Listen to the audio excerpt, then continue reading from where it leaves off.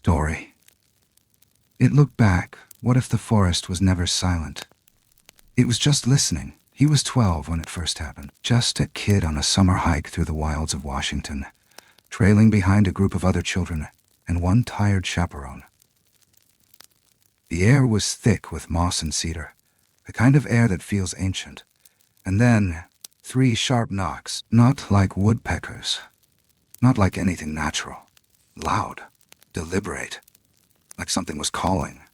The adult dismissed it, just a bird, but one of the kids, pale and wide-eyed, whispered the word that stayed with him for the rest of his life. Bigfoot. He hadn't thought of that moment for years, until it happened again. Decades later, deep in the Cascades, on another trip, with different people. Only this time, it wasn't a sound. It was a shape. Tall, thin, cone-shaped head. It stood on the trail watching 2 of his friends walk ahead, and then it turned and looked straight at him.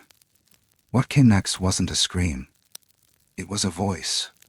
Low. Cracked. Mocking. Like something trying to sound human. And 5 grown adults, skeptics, engineers, teachers, froze in place that night as the woods whispered back their own words. Good night. Some stories never leave the forest, but some come back with you. I remember the first time the forest spoke to me. Not in words, not in whispers, but in something far older, more primal. I was 12 years old, scrawny, sunburned, and eager to prove I could keep up with the bigger kids. We were somewhere deep in the Boulder River wilderness, just north of Mount Three Fingers. I didn't know it then, but that trip would mark the start of something that would shadow me for the rest of my life. There were 12 of us, kids I mean, and 1 adult guide. His name was Brad, I think. Brad with the red windbreaker and a mustache that twitched whenever he was irritated, which was often. We'd been hiking all morning, pushing through thick underbrush, crossing over slippery rocks, sweat clinging to our backs while mosquitoes droned in our ears. I was at the back of the line, as usual, where every twig seemed to snap louder and every shadow looked just a little too dark. It happened around midday. The trail opened up briefly into a wide, mossy clearing, and that's when we heard it. Thunk, a pause. Thunk, thunk. It wasn't like a bird. It wasn't like anything I'd ever heard.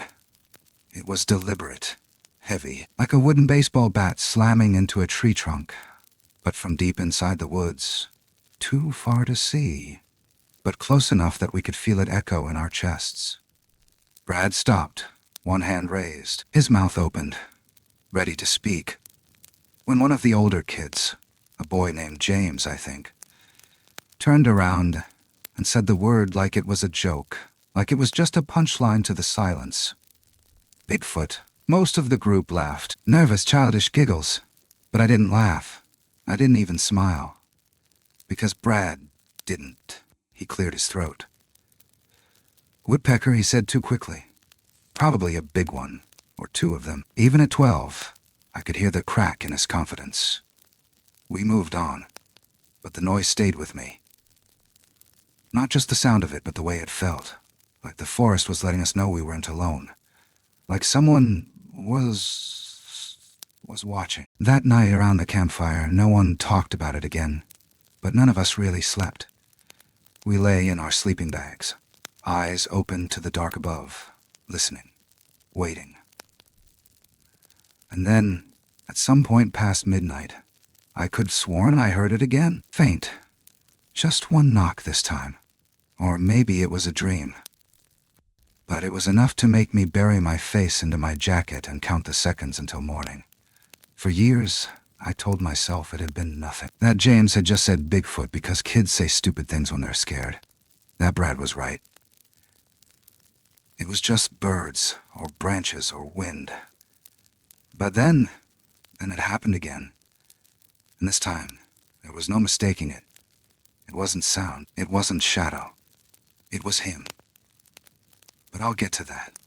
For now, all you need to know is this. That knock in the woods wasn't the forest falling apart or the wind playing tricks. It was a greeting, a warning, a beginning. And looking back now, it was the moment the woods first said my name, without ever using words. I never knew the name of the trail. It was just a path Brad had picked. Some route stitched together from half a guidebook and local whispers, meant to loop us through the quieter part of Boulder River wilderness, skirting the base of Mount Three Fingers. It wasn't meant to be memorable. But memory doesn't wait for permission. We set out early that morning. The trees were already thick, soaking in the pale Washington light like ancient lungs. Everything felt heavy. The air, our backpacks, the silence between our footsteps. I remember thinking how quiet the forest was. Not peaceful, just waiting.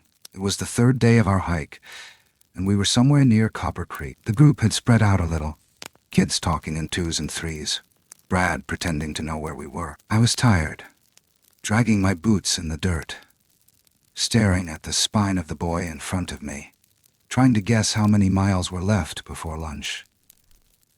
That's when we heard it. Thunk.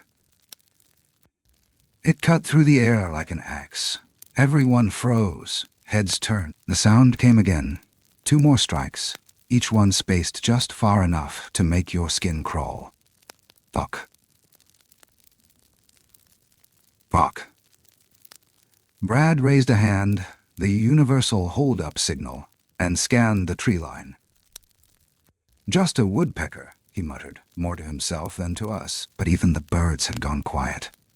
One of the older girls whispered, "That wasn't a bird." Another kid snorted and said, "It's Bigfoot," half laughing. Half. Brad didn't smile. He adjusted his pack and told us to keep moving, but his steps were quicker, more clipped. And from that moment on, no one strayed from the line. By mid-afternoon, we stopped near a clearing for lunch. I remember how open it felt, unnaturally so, like the forest had pulled back just far enough to see us better. The moss was thick underfoot, muffling our voices, swallowing sound. A few kids kicked around near a down log. I sat on a rock, unwrapping a sandwich, still thinking about the sound. I couldn't stop replaying it in my head. It wasn't random. It had rhythm. Purpose, like it meant something. Like someone wanted us to hear it. After we packed up, Brad pulled me aside. He asked if I was okay. I nodded, but then I asked him, quietly, "What was that noise, really?" He looked at me for a moment, his jaw working behind his beard. Then he said something I'll never forget. Sometimes the woods talk. Doesn't mean we're meant to understand them. The hike that afternoon felt longer. The trail narrowed, hemmed in by thick ferns and old trees with bark like elephant hide. Shadows moved differently out. I kept glancing behind me, convinced someone was following us, even though I knew no one was. That night, as we set up camp near a slow-moving stream, I noticed something odd. One of the boys, Eli, kept staring into the woods. When I asked what he was looking at, he shrugged and said, "I thought I saw a guy back there. Like, watching." Brad checked it out, said he didn't see anything, and reminded us to stay close. But that night no one really talked. The fire was too low, the dark too loud. We huddled in our tents, pretending to sleep. I could hear the wind brushing the tops of trees, the creak of branches, then, just past the edge of the clearing, thunk, just one. I sat up so fast my sleeping bag tangled around my legs. My ears strained for more, but the sound didn't come again. Instead, I heard something else, a breath. Not mine, not inside the tent, but just outside. It was so close I could feel it through the nylon. And then it was gone. Morning came like an apology. Everything looked normal again. Trees, dew, tired faces rubbing sleep from their eyes. Brad said nothing about the night before. Neither did I. But I watched him count us. 12 kids. And yet, he hesitated. Just for a second. Like he wasn't sure. Later I realized what unsettled me most wasn't the knock. It wasn't the breath. It was that moment. Right then, watching him count. When I thought, what if something else counted itself in? What if it walked with us the rest of the way? And none of us ever knew. Life layered itself over those memories like pine needles on forest floor. Quiet, unnoticed, until you step just right and something stirs beneath. I moved away, finished school, lived in cities with pavement underfoot and light that drowned out the stars. I didn't talk about the sound in the woods, or the breath outside my tent, or the way Brad had paused while counting. I convinced myself that what I remembered was just a story. A kid's overactive imagination playing tricks in the dark. But the forest doesn't forget. And neither did I. It was almost 20 years later when I went back. Different place, different people. A camping trip in the Cascades with 4 friends from college. Alex, Tori, Dane, and Molly. It wasn't supposed to be anything more than a weekend getaway. Beer, guitars, late-night laughs under the stars. I had gone on dozens of trips like it since then. But this one was different. From the beginning it felt wrong. Not wrong like danger.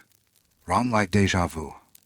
Like stepping into a dream I didn't remember having. We pitched camp near a river bend, just below a slope lined with firs and broken granite. That first night was calm. Crisp air, fire, crackling, crickets, and distant owls keeping time. We sat in a circle telling dumb stories, passing around a tin cup of whiskey, until the fire burned low and sleep pulled at our limbs. I crawled into my tent around midnight, full-bellied and warm. That was the last easy breath I took that weekend. The second day, we hiked deeper, following an unmarked path that Alex swore would loop us back to camp by dusk. We were spread out across the trail, laughter echoing, boots scraping against loose rock and pine needles. I was near the rear again. Some things never change when I looked up and saw it. At first, I thought it was a tree, tall, still, just to the right of the trail, maybe 30 feet back. But then it moved. It wasn't quick. It wasn't clumsy either. It stepped behind a trunk, slow as shadow, just enough for me to catch the outline. Long limbs, narrow torso, and a head shaped not like a man's, but with a peak, a sagittal crest. I knew the term now. I'd looked it up once, years after that first trip. During a bout of late-night searching I never admitted to anyone, and just before it vanished, it turned. It looked at me. Not at my friends walking ahead, not past us, at me, like it remembered. My blood iced, my throat dried out. My feet wanted to run, but I couldn't move. Then it was gone. A few minutes later, I caught up with the group. I didn't say anything. I told myself I must have imagined it, a trick of light, of memory. But I couldn't shake the weight of that stare. The forest had eyes again. And this time, it wasn't just knocking. That night, things escalated. We were gathered around the fire, halfway through a ghost story when Molly stopped mid-sentence, her eyes fixed on the trees. "Did you hear that?" she whispered. Everyone froze. The fire crackled. For a moment, there was nothing. Then, "Good night." A voice, raspy, deep, too deep, dragged through gravel, half swallowed. But the worst part, the part that made the hairs on my arms rise like wires, was how familiar it sounded. It was my voice. Not exactly, but close enough. Then it spoke again. "Good night," mocking.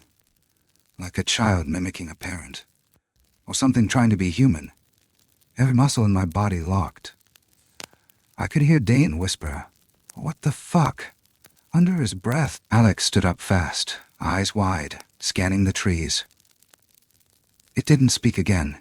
We stayed by the fire all night, backs together, watching the dark. No one admitted what we all heard, but no one denied it either. The next morning, Tori said she'd had a dream of something tall standing at the edge of the clearing, repeating everything we said. I didn't tell her it wasn't a dream, because I'd seen it, and I remembered now. The knock in the woods wasn't the first time it found me. It had been waiting, watching. And the scariest part wasn't that it mimicked us. It was that it chose to speak only after it was sure we were listening. The morning after the voice, we didn't say much. Everyone moved like they were nursing the same hangover. But it wasn't the whiskey. It was something heavier. Something that had settled in our bones while we sat in that firelight, pretending not to hear what we'd heard. We broke camp early, packed everything in silence. The birds were back, chirping like nothing had happened, like the night hadn't swallowed our voices and spit them back in some twisted parody. I caught Dane staring into the tree line more than once. Molly kept glancing behind her as we walked. Tori stayed unusually close, and Alex, who never shut up, didn't speak at all. We took a different trail heading back, hoping to cut time and avoid the switchbacks. It was narrower, choked with fallen branches and blackberry brambles. At one point, the trees grew so dense overhead that the light dimmed, and we all stopped to catch our breath in that strange midday dusk. And then we heard it again. Not a voice. Not yet. It started with the same sound I remembered from childhood. Thok. One strike, then two. Thok. Too loud. Too deep. From the wrong direction, Alex turned to me and said, "That's just echo, right?" But the forest doesn't echo like that. Not from behind.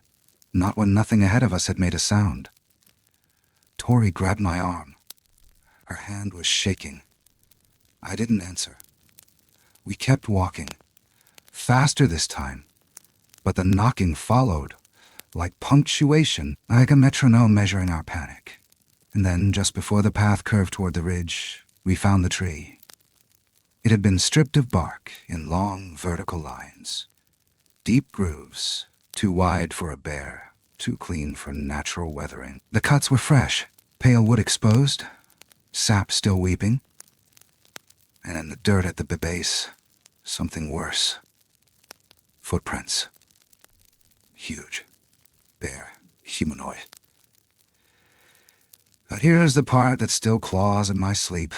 There were 5 sets, one for each of us. The others stared in silence. Alex finally said, "Someone's messing with us." Dane shook his head.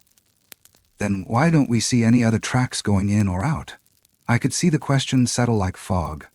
Not a single mark of approach, just 5 sets of prints, spaced perfectly, leading from nowhere to the tree and stopping there. That night we didn't sleep. No one even tried. We built another fire and sat close, waiting, but it never came back. Not the voice, not the knocks. But the next morning, something was missing. Molly's phone. Tori's boots, which she'd left just outside the tent. Dane's jacket. Gone. We searched the area, but there were no prints, no disturbance. Just vanished, as if the forest had chosen to take a few things in return. That was when I finally told them about the first time. The trip when I was 12, the knocks, the breath outside the tent, the moment I saw Brad hesitate while counting, and then, just as I finished, Tori said something that chilled me to the core. "When we got here? Were there 5 of us?" I looked at her. She wasn't smiling, wasn't joking. "There are 5 now," I said. She nodded slowly. "I know, but I don't remember getting here with 5. And just like that, the air around us shifted. We weren't alone. Not really. Maybe we never had been. What if something came with us? What if that voice, it didn't just mimic? What if it became one of us? We never finished that trail. We hiked back the long way, in silence, not speaking the whole ride home. I haven't seen any of them since. Not one, not even online. And sometimes I wonder, what if one of them was never real to begin with? It was years later when I stumbled across the name again. 3 Fingers. I saw it in a forum post about missing hikers. Someone had linked an old article from the 60s. Boy vanishes in Boulder Wilderness. Only 12 return. The photo was grainy. The boy's face just a pale blur. But something about the number hit me like a fist. 12, not 13. I sat there staring at the screen, heart thudding like the knock I couldn't forget. I remembered that trip, remembered every face around the campfire. And suddenly I wasn't sure we ever started with 12. The article claimed the boy had wandered off after dinner and was never found. No signs of struggle. No screams. Search dogs picked up his scent for a mile before it simply stopped, like someone had plucked him straight out of the world. The more I dug, the more patterns I saw. Hikers disappearing near timberline zones. Campsites abandoned with food still on the fire. In one case, a hunter's voice recorder captured something in the night. Not a scream. A word. Repeated, slow, guttural. Hello. And in each report, buried in the margins, was a whisper. Unconfirmed, unofficial, about sounds in the forest. Knocks, mimicked voices, eyes in the dark. The tribal stories were even older. The Salish called it the Eskiwekwek, the watcher in the trees. A spirit that didn't chase you. It waited. Copied your voice. Copied your walk.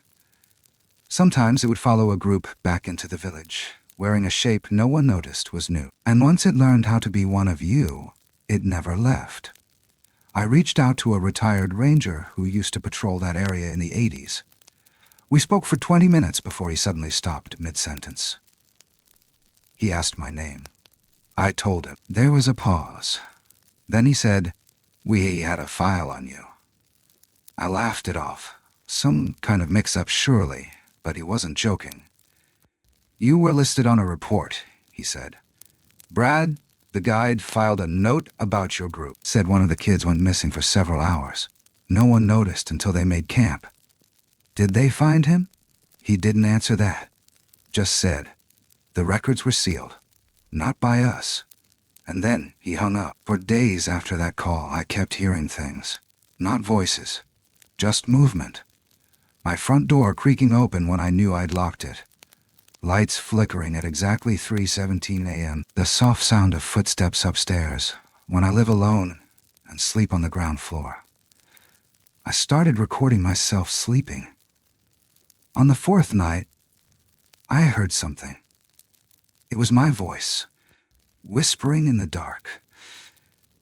But I wasn't speaking. I watched the footage 20 times. I never moved. My mouth didn't open. But the whisper was there, layered just beneath the hum of the heater.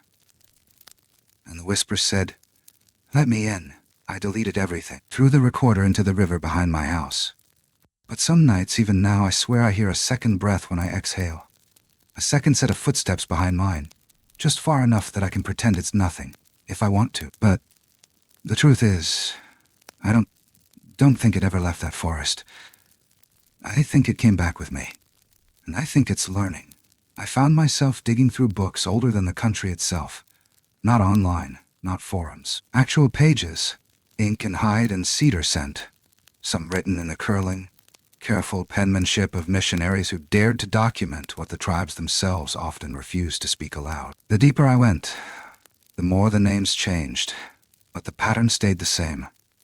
The Salish had one. So did the Skagit.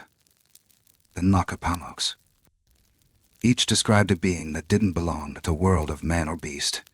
Something in between. Sometimes a spirit, sometimes flesh. Always silent, until it wasn't. The Squeak-Weck, he who waits between, was never seen clearly. It lived in the periphery, not the forest itself, but its edge. A place they called the talking line. Not a boundary in the dirt, but one that moved with you. You didn't cross it. It crossed you. I met an elder outside Index, Washington.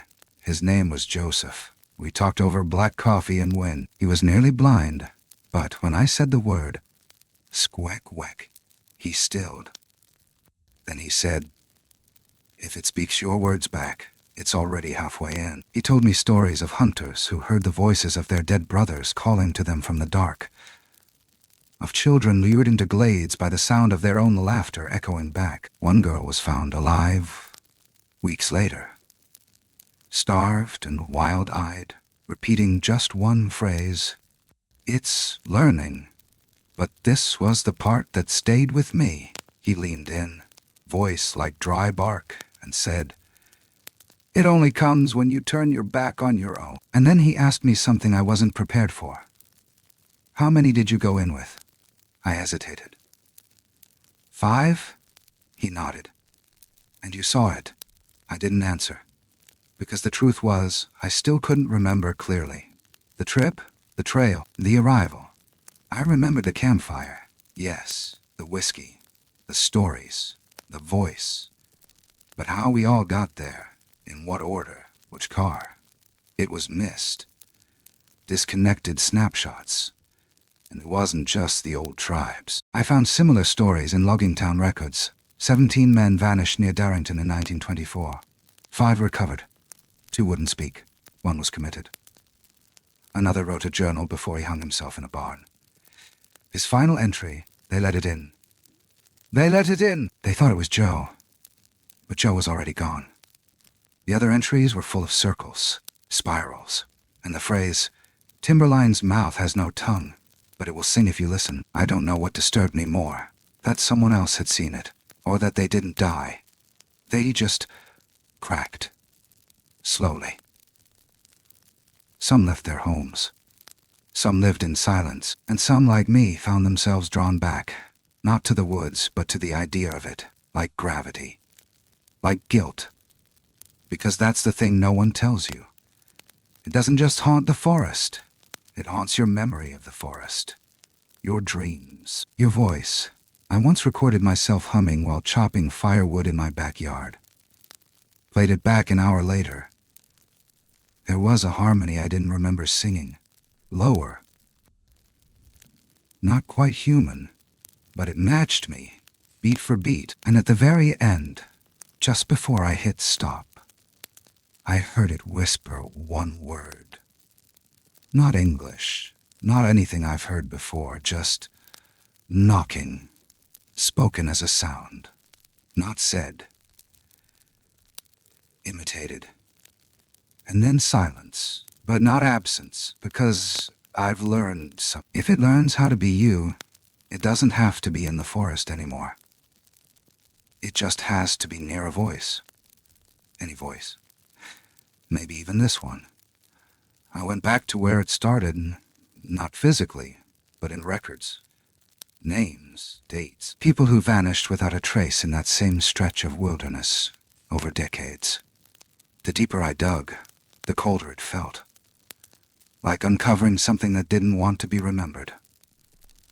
I found one case that never made the papers. 1981. A teenage boy named Billy Pope disappeared near Port Chatham. His friends told searchers they heard him shout from the tree line. Except Billy had been beside them when the voice called out. They turned. He was gone. Rescue teams scoured miles of terrain. Dogs picked up a scent that led to a boulder field and stopped dead. No blood, no clothing, just absence. Not screaming. Just calmly calling someone's name. The name of one of the boys from his group. But Billy was never found. Not a footprint. Not a bone. The official report chalked it up to a fall. Maybe a wild animal. But the families knew better. There was something about the way the sound had traveled. Wrong direction, wrong tone. Like someone trying to imitate Billy's voice, and not quite getting it right. That pattern kept showing up. A group of hikers in 1996. 4 friends. All experienced. One went missing after going off trail to relieve himself. They heard him call from behind them, even though they'd last seen him heading forward. He never came back. One of the friends later said it sounded like him, but there was a pause. Like it had to think about the words first. There was a woman in 2003 who returned from a solo hike with no memory of the last night she spent out there. Her camera had dozens of photos taken from just beyond the edge of her camp. None of them were of her. But in one frame, the firelight illuminated something tall, just beyond the glow. Blurred. Wrong. She doesn't talk anymore. Not since she started hearing herself speak at night, from outside her window. All of this I gathered in silence.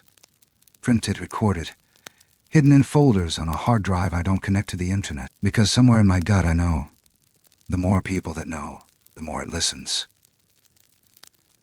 But it was the Billy Pope case that broke something open, because in one of the unofficial reports, an internal memo between rangers, there's a line, hastily crossed out but still legible. Not the first case. Not random. Timberline entity. Refer back to 1960 file. Camp 12. And under that, scrawled in a different hand, copying patterns, copying voices, learning names. I stared at those words for hours. Because that was us. Camp 12. Mount 3 Fingers. And now, decades later, another boy, another name, another voice that didn't quite belong. But here's the part that still pulls me out of sleep, sweating. In one of Billa's old journals, found in his room, was a short entry, written weeks before the trip. Had the dream again. The woods were too quiet. I could hear someone whisper my name. But it was me. He never told anyone. Neither did I. Maybe that's how it chooses. Not who screams the loudest, but who stays silent. Because silence means permission. And names are how it finds you. I've spent years collecting theories, some from scientists, some from folklore, some whispered in online message boards that disappear the day after you read them. Everyone wants an explanation. Everyone wants to believe this thing. Whatever it is, can be put in a box. Labeled, categorized, maybe even defeated. But the deeper I fall into this, the more I realize. We may be asking the wrong questions. One theory suggests it's a form of cryptid, something like Sasquatch, but more advanced. A reclusive hominid with vocal mimicry skills, heightened intelligence, and territorial awareness. But even Bigfoot believers struggle with what we've seen. The mimicry is too precise, the stalking too calculated. It doesn't just repeat sounds, it responds, learns, adapts. Another camp insists it's psychological, a manifestation of our primal fear of isolation and nature.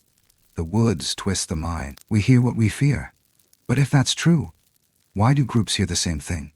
Why do people describe the same figure, the same voice, the same ritual patterns across years, states, generations? Then there's the folkloric explanation. Native stories like the Inuknun. Spirits that lure travelers with familiar voices, only to trap their souls in the forest forever. Or the Jiluk of northern legends, a shape that doesn't kill its victims, just replaces them, silently. Perfect. Until one day you realize your friend hasn't blinked in hours, or doesn't cast a shadow, or repeats your words a second too late. But what haunts me most is the idea it's not a thing at all. Not a being, not even alive in the way we understand it. What if it's more like a function of the forest, a defense mechanism, an echo that mimics not to scare, but to measure who belongs and who doesn't? What if it's not hunting us, but testing us? Because every single account I've followed ends the same way, not with blood or violence, but with confusion. Silence. Distance between friends who once laughed around the same fire. People who never speak of the woods again. Some forget entire days. Some change careers. Some start whispering to themselves in languages no one taught them. And one by one, they all vanish. Not off the map. Off the record. As if they were never really there. I reached out to Tori recently, just to hear her voice. I needed to know if she remembered. If she still dreamt of the fire, of the voice, of that moment by the prince where she asked, "Were there 5 of us?" She didn't answer the call, but I got her later. Except it wasn't her. It sounded like her, sure, but the cadence was off, and the message was only 5 seconds long. Good night, click. I haven't tried again, because I've come to a truth that I don't think I can escape. The longer you look for it, the closer it gets. The more you say its name, even in thought, the more it listens. So maybe that's the final theory. Not science, not legend, just sound. Sound made flesh, and it doesn't want to hurt you. It just wants to be you. Even now, I keep my windows closed. I avoid mirrors after sunset. I haven't said my own name aloud in weeks. Because I think that's what it's waiting for. One moment, one slip, and then it steps in. Not through the forest, through me. Sometimes I wonder if silence has a shape. Not a void, but a presence that wraps around you and everything else stops. That's what the forest left me with. Not terror, not screams, but a silence so exact it felt engineered. And it's followed me ever since. I moved twice, different towns, different jobs, burned the gear I used on that last hike, got rid of anything that reminded me of that weekend, of that voice, of them. I tell myself it was about moving on, about safety. But truth is, it was fear.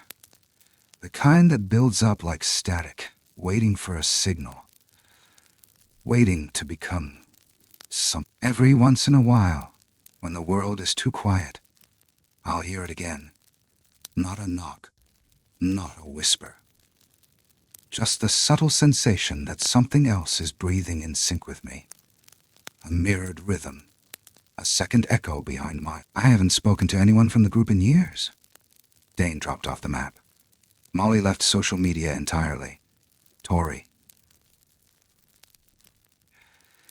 If that was ever Tori on the voicemail, I don't even know if she exists anymore in the way I remember her. Because memories don't feel trustworthy now. I second-guess photos. My voice. My own handwriting. I caught myself watching my reflection the other day. Not just looking at it, but for something. Some twitch, some delay. But there was nothing. And that somehow scared me more. A few weeks ago, I walked past a wooded lot not far from my apartment. Just a city greenbelt, barely a strip of trees. But as I passed, I heard something small, almost gentle. Thug. Just once. I froze. Nothing. So I walked on. But halfway home, I realized something. I'd whispered good night to myself out loud the night before. And now that I think about it, maybe that wasn't my voice, so I'm careful now. No mirrors at night, no recordings, no camping. I don't go near the edge of tree lines. I keep lights on, not because they protect me, but because they remind me what's not there. At least I hope. Sometimes I think about going back, facing it, asking it what it wants. But every time I get close to the thought, I hear the echo of Tori's voice, or whatever used her shape. And I remember the way it said, that one, simple thing. Good night, not goodbye. And that's the part that won't let me sleep. Because if it was really over, wouldn't it have said so? They say the forest keeps its own time. That out there, beneath the canopy where light filters in thin and gold. Things move differently. Slower, older, deeper. You can walk through the same patch of trees 100 times and never feel it. Until one day, something in the wind shifts, and suddenly, you're no longer the one doing the watching. You're being watched. This story, like so many others whispered between campfires and carved into forgotten trail markers, may never come with an answer. Maybe it's not supposed to. Maybe the questions are the point. Questions like, what defines the boundary between nature and the unknown? When does silence become presence? And what if the things we think we've imagined are just waiting for us to name them out loud? Because there is something sacred, something unnerving, about a place where no signal reaches, where language dies in the treetops and sound travels like a stranger. These wild, untamed spaces hold echoes, older than memory. Some say they're echoes of ourselves. Others say they're not echoes at all, but something learning how to speak through us. We tend to believe that the unknown must reveal itself if we dig deep enough, shine enough light, measure hard enough. But maybe some truths aren't meant to be solved. Maybe they're meant to be felt. A branch cracking just outside the tent, a voice that sounds too close, a rhythm of footsteps behind you when you're walking alone. And maybe, just maybe, it's not about believing in monsters. Maybe it's about wondering why certain stories return, generation after generation, with the same shadows, the same knocks, the same hollow goodnights. Because there are places on this earth that don't just exist, they remember. And if you're quiet enough, still enough, open enough, you might just hear something call back. Not in malice, not in warning, but as invitation to listen, to doubt, to wonder. Thank you for walking this path with me. If this story stirred something in you, an old memory, a question you haven't asked in years, a chill you can't quite explain, I'd love to hear about it. Share your thoughts in the comments. Tell me what you heard, what you felt. And if you've had your own moment standing at the edge of something you couldn't quite name. If you want to hear more stories like this, real accounts, strange disappearances, echoes from the wild unknown, consider subscribing to the channel. It helps more than you know. And most of all, it makes sure none of us are walking alone. Until next time, keep your voice steady and always listen before you speak.